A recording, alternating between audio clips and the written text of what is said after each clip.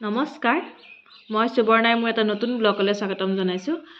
আজি মই আপোনালোকৰ ওচৰলৈ লৈ আহিছোঁ মুখ্যমন্ত্ৰী মহিলা উদ্যমিতা অভিযানৰ এখন ফৰ্ম। আহকচোন কিদৰে এখন ফৰ্ম ফিলআপ কৰে। মই সেই ভিডিঅ'টো শেষলৈকে চাব যাতে গম পাব এইখন ফৰ্ম কিদৰে মানুহে আপোনালোকে ফিলআপ কৰিব পাৰিব। আৰু ফৰ্মখন ফিলআপ কৰোঁতে সদায় সাৱধানে কৰিব লাগিব যাতে এটা ৱৰ্ড ভুল নহয়। এটা আখৰ যদি ভুল হয় কটা হয় তেন্তে এইখন ফৰ্ম কেনচেল কৰি দিব। গতিকে ভিডিঅ'টো শেষলৈকে চাব যাতে আমি কিদৰে এইখন ফৰ্ম ফিলআপ কৰিব পাৰোঁ। চাই থাকক মোৰ ভিডিঅ'টো।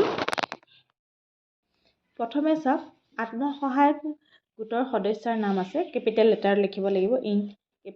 কেপিটেল লেটাৰ বুলি দিছে, গতিকে আপোনালোকে কেপিটেল লেটাৰ লিখিব লাগিব। আৰু ইয়াতে আপোনাৰ পাছপৰ্ট ফটো লগাব লাগিব। তাৰপিছতে আত্মসহায়ক গোটৰ নামটো লিখিব, আপোনালোকৰ যিটো আত্মসহায়ক গোটৰ নাম আছে। আত্মসহায়ক গোটৰ MIS কোড, এই কোডটো তাতে আপোনালোকৰ আছে, সেই কোডটো লিখিব। আৰু আপোনাৰ নিজা মোবাইল নাম্বাৰবোৰ লিখিব ইয়াতে। তাতে জাতি, কাষ্ট আপোনালোকে জেনেৰেল নে OBC নে SC নে কি অনুসূচিত যি আছে আপোনালোকে লিখিব। তাৰপিছত আছে আবেদনকাৰীৰ মৰাণ বা মাতক জনগোষ্ঠীৰ অন্তৰ্ভুক্ত হয় নেকি, হয় যদি হয় দিব, নহয় যদি নহয় বুলি দিব। আবেদনকাৰী চাহ জনজাতিৰ অন্তৰ্ভুক্ত হয় নেকি, যদি হয় বুলি দিব, নহয় যদি নহয় বুলি দিব। ছেভিং একাউণ্ট, বেংকৰ একাউণ্ট নাম্বাৰটো দিব আপোনালোকৰ। বেংকৰ নাম, কোনটো বেংকত আপোনালোকৰ একাউণ্ট আছে, তাৰপিছতে বেংকৰ শাখাৰ নামটো দিব ইয়াতে। IFS কোড, এই নাম্বাৰটো আপোনালোকে দিওঁতে অতি সাৱধানে দিব। অকণমানো ভুল হ'লে আপোনালোকৰ বহুত অসুবিধাৰ সৃষ্টি হ'ব। আপোনালোকৰ গাঁৱৰ নাম দিব, কোনখন গাঁৱত আপোনালোক অৱস্থিত। তাৰপিছত 2 নম্বৰ পেজত আছে আপোনালোকৰ গাঁও পঞ্চায়ত, গাঁও পৰিষদ উন্নয়ন সমিতি আৰু গাঁও উন্নয়ন সমিতিৰ MSC সমষ্টিৰ নাম আপোনালোকৰ যিটো হয় ইয়াতে লিখিব। উন্নয়ন খণ্ডৰ নাম, উন্নয়ন খণ্ডৰ আপোনালোকৰ যি আছে গাঁৱৰ সেইটো লিখিব। জিলাৰ নাম, কোনখন জিলাত পৰে আপোনালোকে সেইটো লিখিব। বিধানসভাৰ সমষ্টিৰ নাম, শেহতীয়াকৈ পুনৰ্নিৰ্ধাৰিত আয়োগৰ প্ৰতিবেদন অনুসৰি যিখন আপোনালোকে নতুনকৈ যিখন ওলাইছিলে সেইখনৰ নামটো লিখিব আপোনালোকে। তাৰপিছত ফটোযুক্ত ভোটৰ পৰিচয় পত্ৰ, আপোনালোকৰ সকলোৱে নিশ্চয় ভোটৰ ID কাৰ্ডত ফটো আছে, সেই পৰিচয় পত্ৰখনৰ নাম্বাৰটো দিব। ভোট গ্ৰহণ কেন্দ্ৰৰ নাম লিখিব। ভোট গ্ৰহণ কেন্দ্ৰৰ নংটো লিখিব। এই দুটা লিখোঁতে অলপ সাৱধান হ'ব।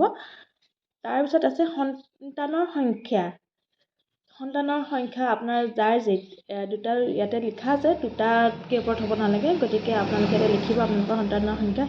বিদ্যালয়লৈ যোৱা 3 বছৰৰ পৰা 14 বছৰৰ কন্যা সন্তানৰ সংখ্যা যদি প্ৰযোজ্য হয় তেতিয়া লিখিব ইয়াতে। তাৰপিছত আছে 19 নম্বৰ, বিদ্যালয়ত কন্যা সন্তানৰ নামভৰ্তি কৰোৱা হৈছে নে নাই এইটো লিখিব। হয় যদি হয়, নাই যদি নাই, নহয় দিব। অমৃত বৃক্ষ আন্দোলনত ৰোপণ কৰা গছপুলি কেতিয়া জীয়াই আছে আৰু ডাঙৰ হৈছেনে, এই আপোনালোকে যদি জীয়াই আছে হয় বুলি দিব, আৰু নাই যদি নাই বুলি দিব। যদি নহয় সেই ঠাইত নতুন গছপুলি ৰোপণ কৰা হৈছেনে, আপোনালোকে যদি হৈছে হয় বুলি দিব, যদি নহয় নহয় বুলি দিব।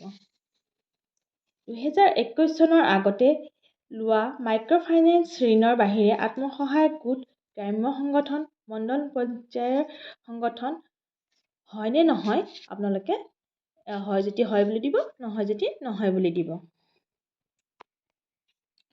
পুঁজিৰ দ্বাৰা গ্ৰহণ কৰিবলগীয়া অৰ্থনৈতিক কাৰ্যকলাপ, মানে পিছৰ গ শাখাত যিটো পেজ আছে আপোনালোকে চাই ল'ব কি আপোনালোকৰ কি গো পালনৰ নে ছাগলীৰ নে কোনটো ধৰণৰ আপোনালোকৰ অৰ্থনৈতিক কাৰ্যকলাপ হ'ব, সেইটো আপোনালোকে যিটো মনত ভাবিছে চাই পেলাই আপোনালোকে এইটো ঘৰত লিখি দিব। ইয়াতে লিখা আছে ঘোষণাত, মই শ্ৰীমতী অমুক, স্বামী অমুক বা পিতা ইয়াৰ দ্বাৰা ঘোষণা কৰিছোঁ যে ওপৰত আবেদন কৰা তথ্যসমূহ মোৰ জ্ঞান আৰু বিশ্বাস অনুসৰি সত্য। তাৰপিছতে মই ঘোষণা কৰিছোঁ যে চৰকাৰৰ পৰা লাভ কৰা পুঁজি মই দাখিল কৰা ব্যৱসায়ী পৰিকল্পনা অনুসৰি ব্যৱহাৰ কৰিম।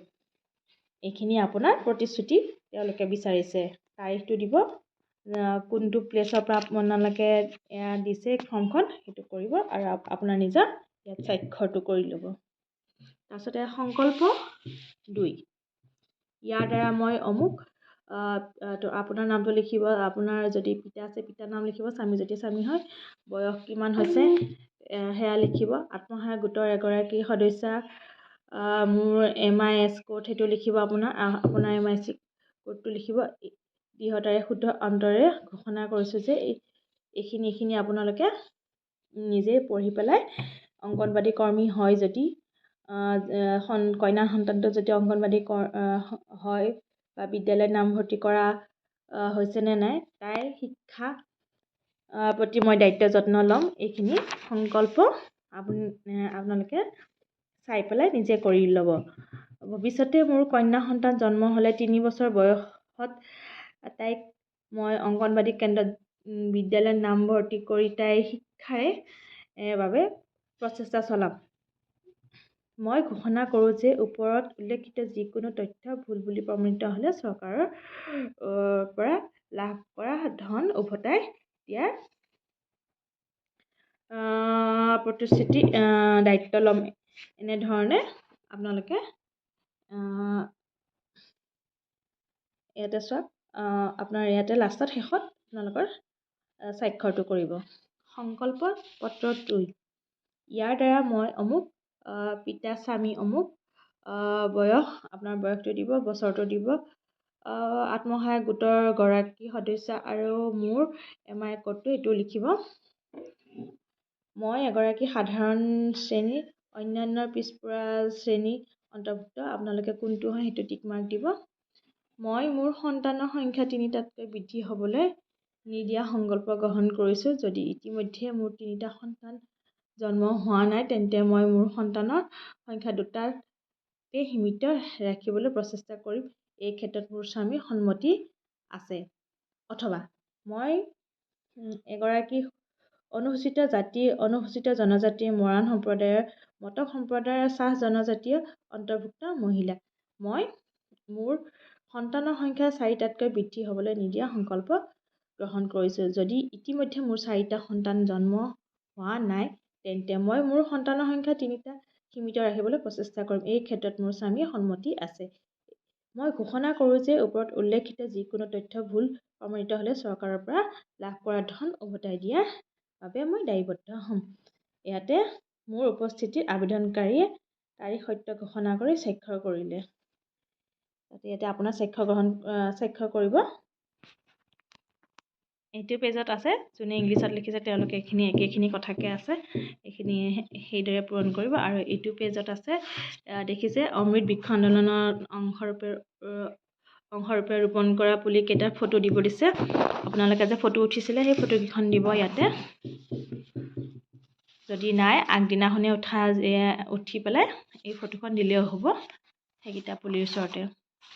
এইখন আপোনালোকে দেখিছে অনুমোদন কৰা আত্মসহায়ক গোটৰ সদস্যৰ সংখ্যা কৰিবলগীয়া দৃষ্টান্তমূলক বাণিজ্যিক কাৰ্যকলাপৰ তালিকা। আপোনালোকে কি কৰিব ইয়াতে সম্পূৰ্ণ তালিকাখন আছে। ইফালে এখন পেজত কি যোগ্যতা থাকিব লাগিব আপোনালোকৰ এইখন ফৰ্ম ফিল-আপ কৰিবলৈ, এই গোটেইখিনি কথা ইয়াতে দিয়া আছে। আপোনালোকে সুন্দৰভাৱে এইখিনি পঢ়ি চালে গম পাব। সেই অনুযায়ী ফৰ্মখন ফিল-আপ কৰিব। আশা কৰিছোঁ মোৰ ভিডিঅ'টো আপোনালোকে ভাল পাইছে। যদি ভাল পাইছে লাইক, কমেণ্ট, ছাবস্ক্ৰাইব কৰি দিব। আজিলৈ নমস্কাৰ।